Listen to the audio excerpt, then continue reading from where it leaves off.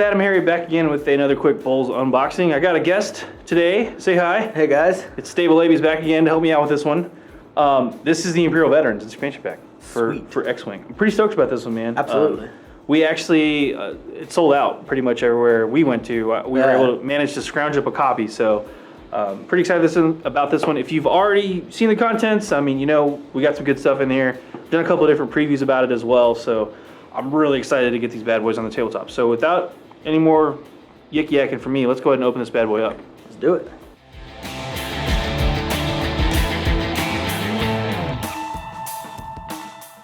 All right, we've got the plastic wrap off, as you saw there. Imperial Veterans, there's the back of the box. All the cards, you get a ton of stuff in here. 24 cards, 26 tokens, 2 more maneuver dials, 1 for each ship, and then 2 new paints. Not repaints, but new paints, I guess, of the classic ships here. So again, we got the, what is it, the bomber? Yeah, the TIE bomber and the Defender, which everybody's super stoked about the Defender. Oh, yeah. Let me pull this out. We've got, those are all the extras there. So I'm gonna dump that out. The whole thing's empty now. So you can see, we'll go through that in a second. And then the ships. Abe, have you got to see any of the stuff in here so far? Yeah, I've seen some of the previews, but I haven't seen it in person, obviously. Right, we just got these. So. Yeah. And the ships. So we're gonna go through this stuff separately, but I want to lay it all out too. So we're gonna put that to the side for right now. We've got the ships real quick. They do give you this little rules thing, so we do have some new rules. Again, unique names, all that stuff, new upgrade cards. This is one of the things I want to point out. It does have its own little mission, which is kind of cool. So that's always nice. And then there's new, well, that's not really new, dropping bomb stuff, but maneuver dials and stuff like that too. So yeah. it just. So, question: you play more X-Wing than I do. How often do you ever see the missions getting played? Not often enough. Yeah. The missions are actually really nice, and there's actually FFG has a new beta thing they're testing on their website. I don't remember the exact location of it, but they actually have a mission designer that you can go and use. But I do wish people would try the missions more often, because I think it'll make stuff like bombs more relevant. Right. Because when you have like an area denial thing going on with bombs, because most of the time if you're trying to use it offensively, really hard to pull off. Right. If you can do it, it's awesome. But it's really hard to pull off bombs for a lot of players. So people think that bombs are useless. Yeah. But if you're playing a mission and you have to actually use some area denial, those bombs become pretty cool. So, X-Wing always struck me as a great game for missions and stuff. Especially if you combine it with some storyline stuff. Yeah. So that's another cool thing. So we'll take these off real quick. So if you remember the old TIE bomber and the other the gray Defender, we'll call it. And this is just a red new paint, not a repaint. It's stuck in there. I don't want to break it. I'm scared to break it. You want to try it? Kind of wedged in there, huh? Yeah. So, here. Got it? Nope. If we break it on camera, it's gonna be awesome. I'm gonna pause real quick, we're gonna get it out of the box. The trick was to pinch the top wings ever so slightly, and then it would actually release. So keep that in mind. So let me move this crap out of the way. We'll zoom in real fast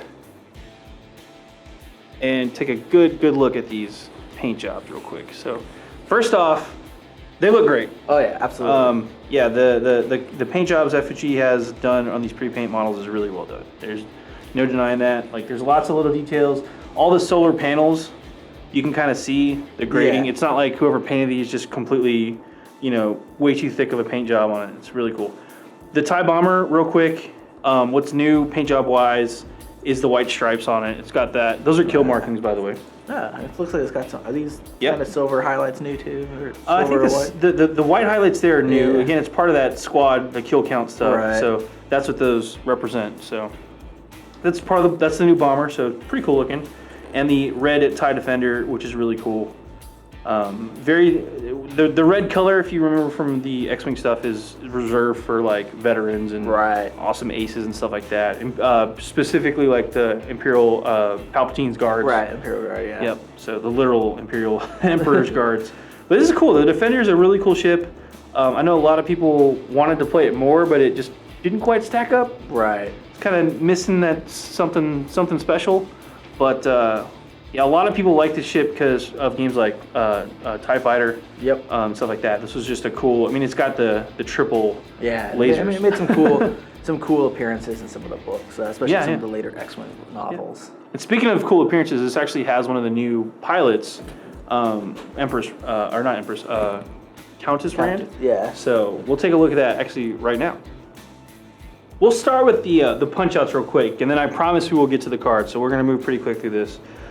You've got the TIE Bomber, TIE Defender dials, which they're in there for their actual movement, stuff like that. You got a couple extra target locks that you get there. You've got the shields. You only need 3 of them because it's a TIE fighter. Yep.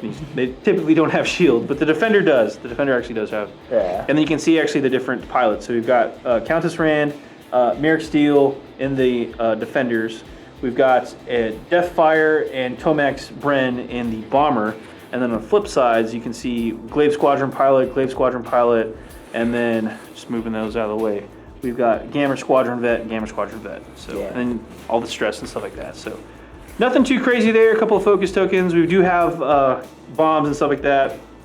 And then if you actually have those new fancy dials, that's what these 2 things are for. Right. So you put them in there, it kind of shows through. If you bought those upgrade dials, whatever they're called, you're ready to go there. They're pretty cool. Yeah. I like that. Cool. Let's take a look at those cards now. Okay, so real quick, want to go through just what you get as far as the cards. So you get 1 tractor beam up in your top right. You get a systems officer, cluster mines.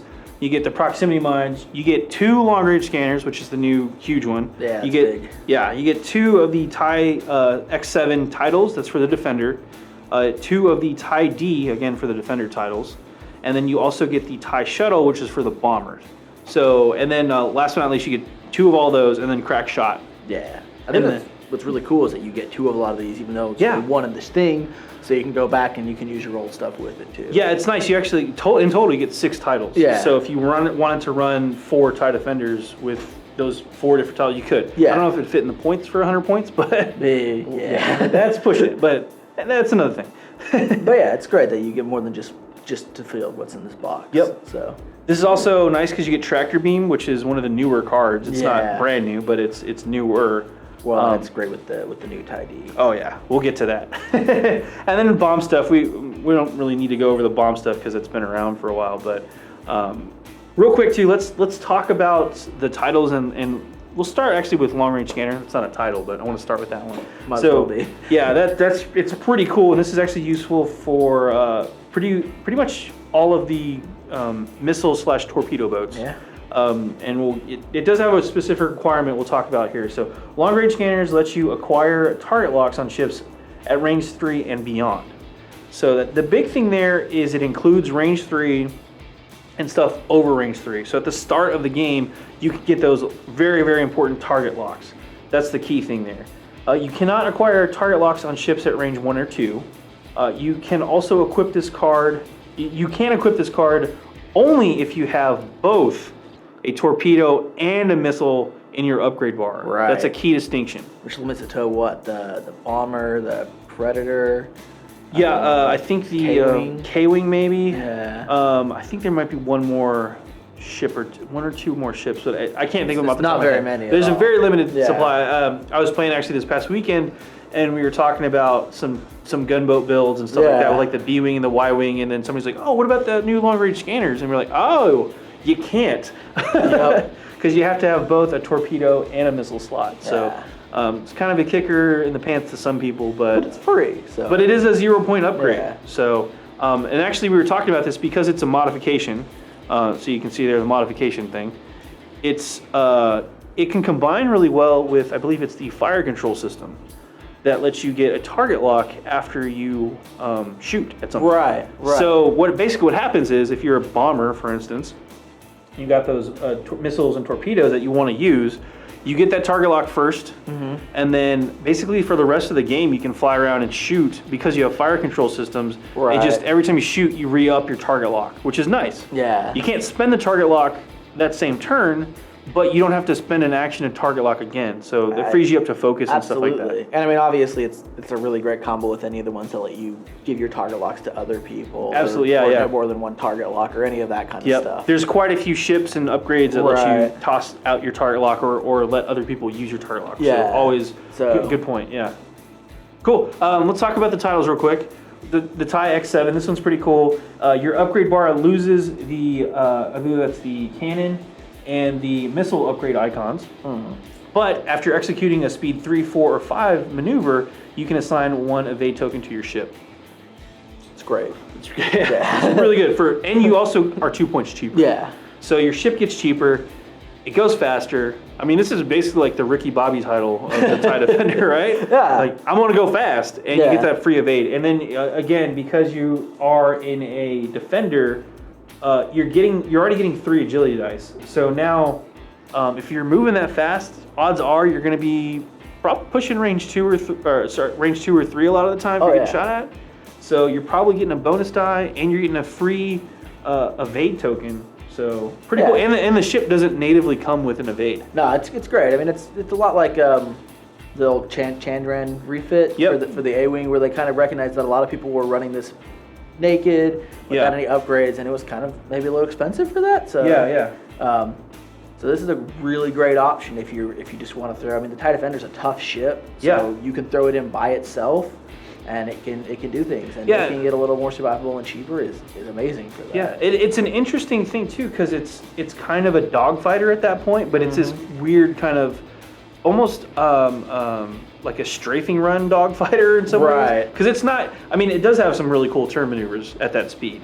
I think it also has like a white K-turn, which is insane. Yeah, it's got a white 4K turn. Yeah, that's the one. So I mean, watch out for this thing. Doing a 4K turn and then getting an evade for free on top of that, pretty saucy. Yeah. So, but moving on, we got the TIE D. This is again another Defender title. Once per round, after you perform an attack with a cannon, secondary weapon that costs 3 points or fewer, you can perform a primary weapon attack. This is pretty cool. It's great. This doesn't let you do stuff with like the heavy laser cannon, obviously. It's 7 points. Yeah. But if you tossed in something, I don't know, like a tractor beam for 1 point. Who would have thought about that? Yeah, why would you do that? You can fire that first, and then you may perform, that's a second attack with a primary weapon. Yeah. So, best case scenario, or theoretical scenario here, you're flying, you're at range 1, you hit them with the tractor beam, or they're at range 2, just barely outside of range 1. You hit them with a tractor beam, and then you do your tractor beam thing where you force them to move towards you. Yep. And now they're in range 1. And on top of that, because they've been hit with a tractor beam, they also lose an agility die. Oh yeah. So you just made them easier to hit. They're in range man 1, so you're getting bonus attack die. And now you're firing your 3 dice primary attack, which is now a 4 die primary attack. Yep. And they have 1 less agility die. Yeah. Sounds pretty good to me. It's great. This makes it a great cannon boat for cheap cannons. Yep. Obviously, that upgrade is free. Yeah. Free titles. So both of these titles are really great titles. Really strong titles, Yeah. I can't imagine you running a TIE Defender and not running one of these titles. Yeah, absolutely. That would make no sense. Yeah. So even a base one, just take the TIE D, just even if he's naked. Sure, yeah. Yeah. It's also, I think it's kind of a cool thing to they recognize that they're it's kind of a art difference in some of the TIE Defenders within the art, and that kind of panned out within the fluff to there being 2 different types of TIE Defender, and now it's recognized in the game. So it's kind of a cool nod at the background and Star Wars background in general. Absolutely. So that is a cool little nod. Yeah. The more you know. Then we also have the TIE Shuttle, which this one's actually kind of interesting. You lose all of your torpedoes, your missiles, and your bomb slots, and you gain 2 passenger upgrade icons. You cannot equip a passenger upgrade card that costs more than 4 squad points, however. So you cannot put the Emperor in a TIE bomber and make it a TIE Shuttle, which, good, because I don't think he would ride one anyway. But you can start doing some dirty things with that ship. I mean, it's got some cool stuff. There are cards with like elite pilot talents, but now you've got 2 passenger slots. You can do some of that crazy stuff we were talking about earlier, especially combined with long range scanners. Well, you can't combine them. Well, you're right, because you lose your bars. Lose your slots, so scratch that, but you can still toss out target locks and other things. Oh yeah. I was reading one combo that involved basically how to cause like an Empire stress bot with like putting the rebel captive on this one, and I think it's Mara Jade. Mara Jade gives out stress too. Yeah. So now you've got this shuttle that you don't want to shoot at because it'll give you stress, and then but if it gets close, it gives you stress. Yeah. It's kind of a jerk move. And I mean, it's cheap. It's a free upgrade, and it's a great way of getting a cheap shuttle or kind of the Empire's answer to like the Hawk, right? The Right. Which was the cheap. And they didn't really have one of those. Right. I mean, you had the big one, the shuttle, but that's expensive. Yeah. So that's what you're getting there. Crack shot. We don't really need to talk. I mean, that's you remove the evade die, and then the other stuff we've seen before. I think the system officer actually might be new. Basically, this one, after you execute a green maneuver, choose another friendly ship at range 1. That ship may acquire a target lock. Yeah. So that's one of those passengers, like I was saying, you could throw in there. That's great for the TIE shuttle, yeah. Yeah. So they do give you some options within the Imperial Veterans box. So enough rambling about the upgrades. Let's go ahead and take a look at the actual ship cards now. All right, so here are the actual cards. And we'll go through these pretty quick. So these are the generic guys here. We've got the TIE Defender, Pilot Skill 6, Glaive Squadron Pilot, which is really good. Yeah. Pilot Skill 6, first off, comes with an elite pilot talent. No pilot ability, but the fact that you get the elite pilot talent is pretty cool. Yeah, and he's relatively cheap. Yeah, for a defender. I mean, Yeah. you could throw that title on him and he becomes 32 points. Yep. So it's pretty good. It's pretty solid points wise.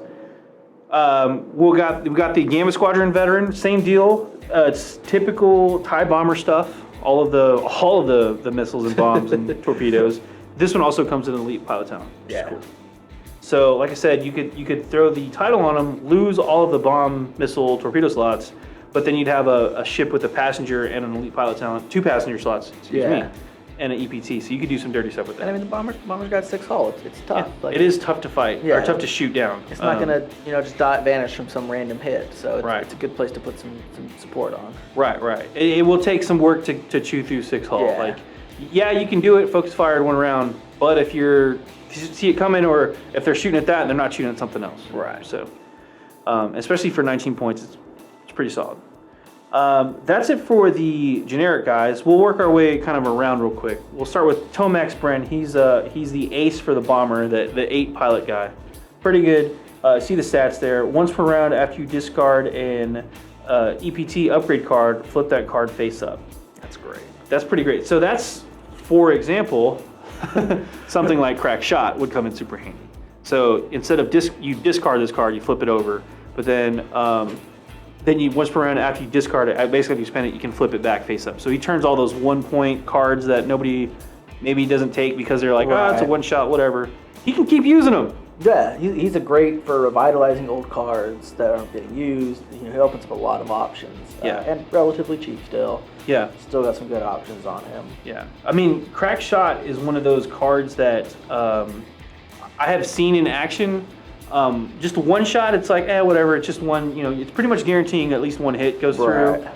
But when you can do that every turn, it starts to add up. I'm not saying it's as good as like a TLT, just plinking away, but when you take it in mass like that, it really starts to add up. So. And I mean, it's also cool to be able to do that every turn and then use some of the bombs or missiles that have special effects when they hit, because that obviously makes it a lot more likely to hit. Yeah. And if you're taking 2 or 3 of those effects, you can do it on every one of those. And there's nothing stopping you from using that when you fire a missile. Right. Crack Shot specifically. There's nothing stopping you from using Crack Shot in a missile or torpedo. Right, or torpedo, yeah. So, pretty cool stuff. So moving down from there, we've got Deathfire. He's a Pilot Skill 3 TIE Bomber. Doesn't have an EPT, but this guy's got a cool ability. When you reveal your maneuver dial, after you perform an action, you may perform a bomb upgrade card action as a free action. So you're going to show your dial off and perform an action. So it's when you reveal or after your perform action step, which is kind of neat because you got some. Basically, if you move, you can drop it. Yep. So you can drop it before you move or after you move is what it basically comes down to. Yeah, which is pretty cool. Yeah. And then it's a free action too. So you still have the option to do any of the things in your action bar. Yep. Or any of the things in your action bar. Yeah, so I mean, if you're going to take a bomber with some missiles, take this guy and throw a cheap bomb on there. And you might as well. Get it off for free. Yeah. If you're going to fly at somebody, chuck a bomb at the back. Yeah. Or if they haven't moved yet and you're out of, if he's a low pilot skill, which is actually not a bad thing for this guy. Right. Because he's going to get to move before those guys, maybe move in front of them, maybe move where you think they're going to go, and then toss a bomb out after he moves. Yeah. Because it's before or after you perform an action. Yeah, So. the important part is that you do have to perform an action. So Yeah. you can't like ram and lose your action and Right, still right. be able to drop the bomb. But you can do something like move kind of into position and then barrel roll into position and then drop that bomb. Yeah. Or if you know that they're going to fly past you, when you reveal that dial, you chuck it out the back and then do your turn. Oh, yeah. So it's good. It's good options. Yeah, absolutely. Yeah. And again, if you know how to use bombers, it's Pretty cool, yeah. We have the return of Merrick Steele here in the TIE Defenders, his 7 pilot skill. I believe he was in a TIE Fighter, if I remember correctly. Or maybe a TIE Advance, I'm not sure. Just look at all of those missiles he's launching. Seriously, all of the missiles. This guy's got a cool ability. It's the same one. When you attack, deals a face-up damage card to the defender. Instead, draw 3 cards, choose 1 to deal, and discard the others. So it's pretty dirty because you get to look at all 3 damage cards, pick the effect that you want to have happen, and you could just do 2 hits with your 1. Yeah, he's pretty cool. I mean, I think in general, Fantasy Flight overstates how important their crits are in a lot of their games. But crits can definitely make a difference. Yeah. Well, especially if you need that not structured damage, but the one that does 2 hits. Yeah. I forget the name of it off the top of my head, but secondary explosions. Maybe, yeah. Like that? But that one, whenever you see that card, it's bad. Yeah. And if you can get that card fairly reliably, because it's about a third of the deck, not quite, but it's around that percentage wise. There's a good chance you're going to draw that card. I think there's 7 total in the deck. Yeah. Anyway, math aside, if you can draw one of those cards and get that one extra hit you really need at a pivotal moment, it's good. Or you pick the effect that you think is going to screw them up the worst, which is pretty mean too. Sure. So like making all their turn maneuvers red, or making them have not be able to shoot next turn. That's a big one. Right. Even all those secondary effects can be useful. And I mean, obviously, this guy is screaming to get used with like the tight D and being able to make more than one attack a turn. Oh yeah, He can keep on getting those multiple crits or something. Yeah. Because the more crits the more face-up cards he can deal. That happens every time. Yeah. So. You probably don't want to give him the HLC, the heavy laser cannon, right? Because that's no more crits for that. Probably not. But a Mauler cannon. Yeah. Just saying. I don't know. I can't remember the exact points off the top of my head, but that may be more. I think it's more than 3 squad points. Yeah, but anything that gives him a better chance of getting more. Yeah, more crits is always good. So anyway, throw that there. And then last but not least, this card right here. Absolutely. The Countess Rand. She's going to be rough for a lot of players to deal with. So just her ability, straight off the bat, when you reveal a straight maneuver, you may treat it as a K-turn maneuver. Yep. At any speed. And Abe, how many straight maneuvers does the TIE Defender have? It's got 4. 4? Yeah. Yeah, I think because there's no one ahead. There's no one, which I wish this makes me wish it had. Jeez, a 1 K-turn would be pretty mean. But yeah, and all of those maneuvers, straight ahead maneuvers for the TIE Defender also happen to be greens. Yep. So she's going to fly hard and fast right at your face and then spin around when you think she's out of arc and just shoot you in the face. I mean a green 2K turn is pretty amazing when you think about it. Oh yeah. Pretty good stuff. Yeah. She's a really good pilot to give the TIE 7 obviously too, because she's going to go fast and she can K-turn like crazy.